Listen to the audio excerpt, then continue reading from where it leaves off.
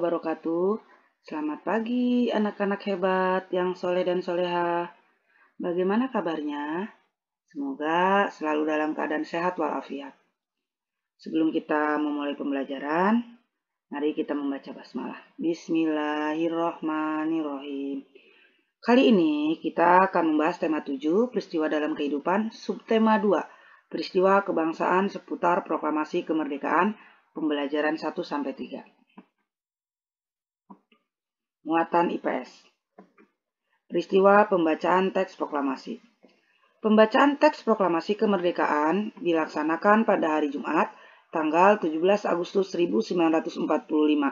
Sehingga pada tanggal 17 Agustus 1945 ditetapkan sebagai Hari Kemerdekaan Indonesia dan selanjutnya setiap tanggal 17 Agustus diperingati Hari Kemerdekaan Indonesia. Tempat dilaksanakannya proklamasi kemerdekaan adalah di rumah Bapak Insinyur Soekarno, Jalan Pegangsaan Timur, nomor 56 Jakarta, pukul 10 waktu Indonesia Barat. Kemudian pada saat itu juga dikibarkan bendera merah putih yang sebelumnya dijahit oleh Ibu Fatmawati. Dan pengibaran bendera merah putih dilakukan oleh Suhud serta Latif Hendra Diningrat. Teks proklamasi kemerdekaan Indonesia kemudian dibacakan oleh Bapak Insinyur Soekarno dan didampingi oleh Dr. Andes Muhammad Hatta. Persiapan pembacaan naskah proklamasi kemerdekaan Indonesia. Peristiwa dibomnya dua kota Jepang, yaitu Hiroshima dan Nagasaki. Sekali lagi, dua kota Jepang, dua kota besar dibom oleh sekutu, yaitu Hiroshima dan Nagasaki oleh sekutu Amerika Serikat. Maka Jepang mengakui kekalahannya dalam Perang Pasifik dan menyerah kepada sekutu pada tanggal 14 Agustus 1945. Kemudian Sultan Syahrir yang mendengar kekalahan Jepang langsung memberitahukan kepada golongan muda, yaitu para pejuang yang masih muda ya, golongan muda itu, yang ingin segera mewujudkan kemerdekaan Indonesia. Golongan muda mengamankan Insinyur Soekarno, Dr. Andes Muhammad Hatta, dan beberapa golongan tua ke Rengas Dengklok pada tanggal 16 Agustus 1945 dengan tujuan agar tidak mendapat pengaruh Jepang dan segera memproklamirkan kemerdekaan Indonesia. Setelah kembali ke Jakarta, golongan muda dan golongan tua berkumpul di rumah Laksamana Maeda untuk merumuskan naskah proklamasi kemerdekaan Indonesia. Naskah kemerdekaan Indonesia disusun oleh Insinyur Soekarno, Dr. Andes Muhammad Hatta, dan Ahmad Subarjo. Kemudian naskah tersebut diketik oleh Sayuti Melik dan ditandatangani oleh Insinyur Soekarno serta Dr. Andes Muhammad Hatta atas nama Wakil Bangsa Indonesia. Karena beliaulah yang memproklamasikan kemerdekaan, yang membacakan naskah proklamasi kemerdekaan, maka I.R. Soekarno dan Dr. Andes Muhammad Hatta dikenal sebagai proklamator kemerdekaan Indonesia. Jadi beliau-beliau ini dijuluki sebagai Bapak Proklamator, ya. Nah, berikut ini adalah foto Bapak Insinyur Soekarno, Presiden pertama Republik Indonesia. Yang ini beliau adalah Dr. Andes Muhammad Hatta, Wakil Presiden pertama Republik Indonesia. Adapun peristiwa setelah dibacakannya teks proklamasi kemerdekaan adalah sebagai berikut. Yang pertama, penyebaran berita proklamasi kemerdekaan itu disebarkan melalui berbagai cara. Melalui pamflet, mengadakan pertemuan, menulis pada tembok-tembok, disiarkan melalui radio, dicetak di media harian, surat kabar, dan memerintahkan para gubernur yang sudah dilantik untuk menyebarkan berita kemerdekaan di wilayahnya masing-masing.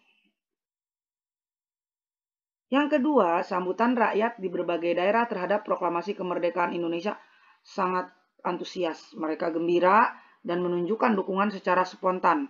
Salah satunya di antaranya yaitu mengadakan rapat raksasa di lapangan Ikada Jakarta pada tanggal 19 September 1945 untuk menyambut kemerdekaan.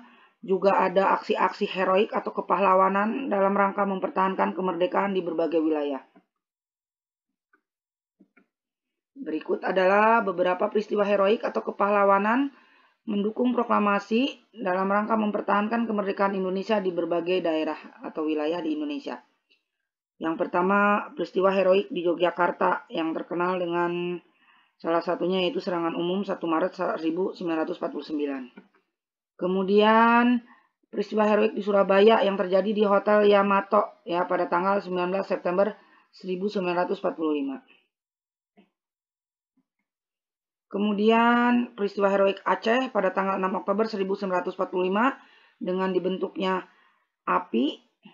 Kemudian API mengambil alih kantor-kantor pemerintahan dan mengibarkan bendera merah putih serta melucuti senjata tentara Jepang. Kemudian peristiwa heroik di Semarang pada tanggal 15 Oktober 1945 terjadi pertempuran antara pasukan Jepang dengan para pejuang dengan TKR dan laskar pejuang lainnya. Pertempuran selama 5 hari, banyak korban jiwa dari kedua belah pihak. Dan untuk mengenang para pejuang, di Semarang didirikan Monumen Tugu Muda. Peristiwa heroik di Bali. Pemuda Bali membentuk organisasi AMI, Angkatan Muda Indonesia, dan PRI, Pemuda Republik Indonesia. Kemudian pada tanggal 13 Desember 1945, para pemuda merebut kekuasaan dari Jepang secara serentak. Peristiwa heroik di Sumbawa terjadi bentrokan fisik antara pemuda dan Jepang di berbagai daerah, di antaranya di Gempe, Sape, dan Raba. Selanjutnya, di Kalimantan, rakyat Kalimantan juga berusaha menegakkan kemerdekaan dengan mengibarkan bendera merah putih. Bahkan ketika dilarang sekutu, mereka justru berkumpul di depan markas sekutu pada tanggal 14 November 1945, kurang lebih 8.000 orang dengan membawa bendera merah putih sebagai dukungan terhadap proklamasi kemerdekaan Indonesia. Peristiwa heroik di Palembang dipimpin oleh Dr. A.K. Gani mengadakan upacara pengibaran bendera merah putih. Kemudian mengumumkan bahwa Sumatera Selatan berada di bawah kekuasaan RI. Kemudian juga melucuti tentara Jepang. Selanjutnya peristiwa heroik di Makassar. Gubernur Sam Ratulangi menyusun pemerintahan pada tanggal 19 Agustus 1945. Sementara para pemudanya bergerak merebut gedung-gedung penting seperti stasiun radio dan tangsi atau pos-pos polisi. Kemudian Bandung Lautan Api. Nah, peristiwa Bandung Lautan Api adalah peristiwa kebakaran besar yang terjadi di kota Bandung pada tanggal 23 Maret 1946. Ya, kebakaran tersebut sengaja dibakar oleh para pejuang karena tidak rela wilayahnya digunakan oleh Nika Belanda untuk markasnya. Sehingga daripada digunakan oleh Belanda, maka lebih baik dibakar, di bumi hanguskan. Muatan IPA.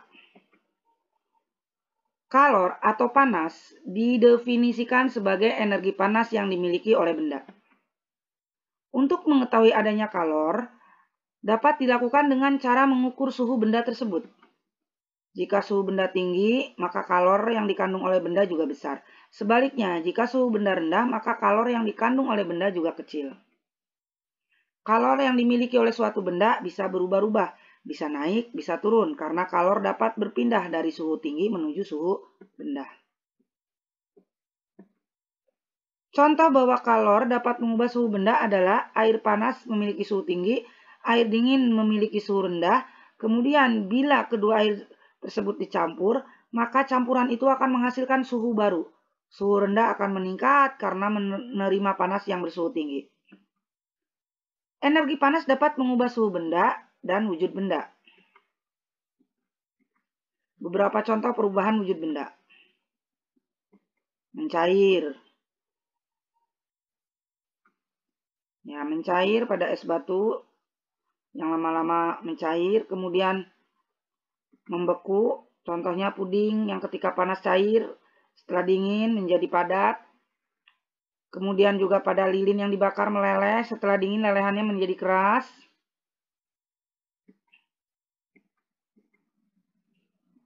Mengkristal, contohnya pembentukan salju dari uap air menjadi salju.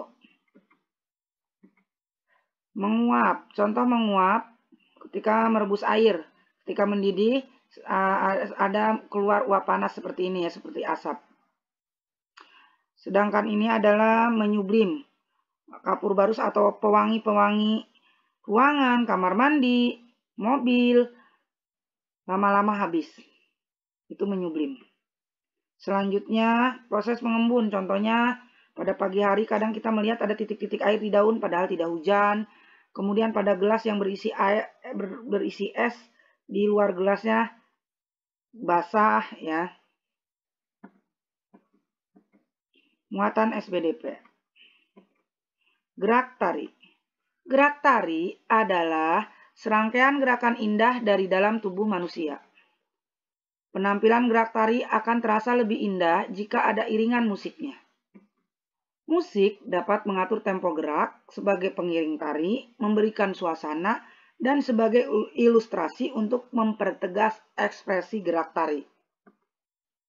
Keindahan gerak tari juga dapat dilihat dari pola lantai saat penari memperagakan gerak tari. Pola lantai adalah garis-garis di lantai yang dilalui oleh penari dari perpindahan tempat yang satu ke tempat yang lain pada saat melakukan gerak tari.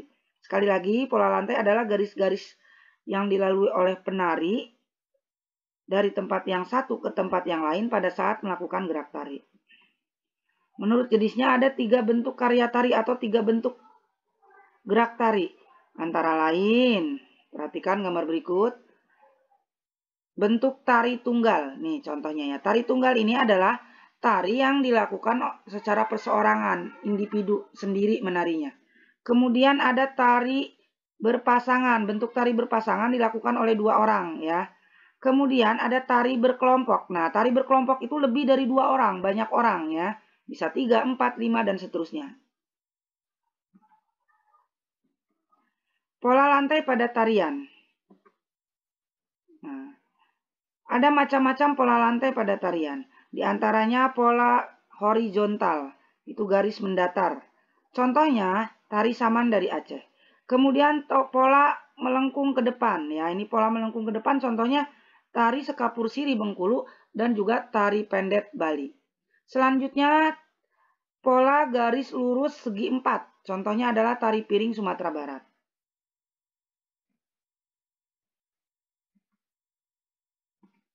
Tari pola melingkar, pola lantai melingkar, contohnya tari tandak Riau. Selanjutnya di sini juga ada pola gerak tari. Ada pola maju mundur, ke depan ke belakang, ada pola geser ke kiri dan ke kanan, ada pola serong kiri, serong kanan, dan ada pola melingkar. Ini contoh pola lantai ya. Muatan PPKN. Kita hidup di tengah masyarakat yang memiliki keanekaragaman ya. Meskipun beragam dan berbeda, tetapi kita tetap bisa bersatu dan hidup dengan rukun. Perhatikan gambar lambang Garuda Indonesia. Di dalam kakinya mencekram pita yang bertuliskan Bhinneka Tunggal Ika. Nah, pita yang bertulis kalimat Bhinneka Tunggal Ika diambil dari kitab Sutta Soma karangan Empu Tantular yang memiliki arti meskipun berbeda-beda tetapi tetap satu jua. Semboyan inilah yang dijadikan semboyan bangsa Indonesia untuk mengikat keberagaman bangsa menjadi satu kesatuan. Ada beberapa keberagaman, diantaranya adalah keberagaman agama. Ya, di Indonesia banyak agama. Nah, bagaimana sikap kita? 1. Tidak memandang rendah agama lain. 2. Melaksanakan ajaran agama kita dengan baik. 3. Tidak memaksakan agama kepada orang lain. Kemudian keberagaman suku dan ras. Ya, seperti yang kita ketahui banyak suku bangsa di Indonesia. Ya. Sikap kita sebaiknya 1. Menambah pengetahuan tentang suku-suku di Indonesia dengan membaca misalnya ya. Kemudian menghindari paham yang menganggap bahwa suku kita paling bagus dan kemudian menghina suku lain, itu tidak boleh. Ya. Kemudian menerima suku bangsa lain dalam pergaulan. Artinya kita bergaul, berteman dengan siapa saja dari berbagai suku. Kemudian keberagaman sosial budaya seperti adat istiadat, tradisi, tarian tradisional, dan lain-lain. Nah, sikap kita untuk menghormati keberagaman sosial budaya salah satunya adalah melestarikan seni pertunjukan tradisional dengan menonton wayang, berlatih tari tradisional, dan lain-lain. Kemudian juga menghargai hasil kebudayaan suku bangsa lain. Jangan menghina budaya suku lain. Yang ketiga, menghormati kelompok lain yang menjalankan kebiasaan dan adat istiadatnya. Muatan bahasa Indonesia. Pengertian kata baku secara singkat adalah kata yang telah ditentukan atau sesuai kaidah bahasa Indonesia yang benar sesuai dengan KBBI. Ya. Kata baku menjadi hal wajib digunakan atau diterapkan dalam acara-acara resmi atau surat-surat resmi atau formal. Menggunakan kata baku juga berarti melestarikan penggunaan bahasa Indonesia yang baik dan benar dapat mempersatukan bangsa dengan satu bahasa.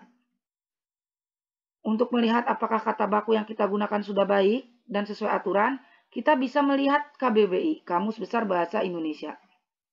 Contoh kata baku, proklamasi, upacara, protokol, dan lain-lain. Sedangkan kata tidak baku adalah kata yang tidak resmi dan tidak sesuai dengan kaidah bahasa Indonesia, tidak sesuai dengan KBBI. Biasanya dipengaruhi oleh beberapa faktor. Satu di antaranya adalah faktor kebudayaan daerah, bahasa daerah.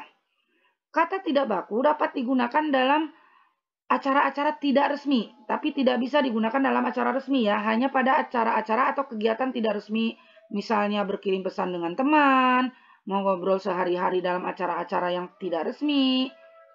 Nah, kata tidak baku tadi ya digunakan dalam percakapan sehari-hari yang tidak resmi.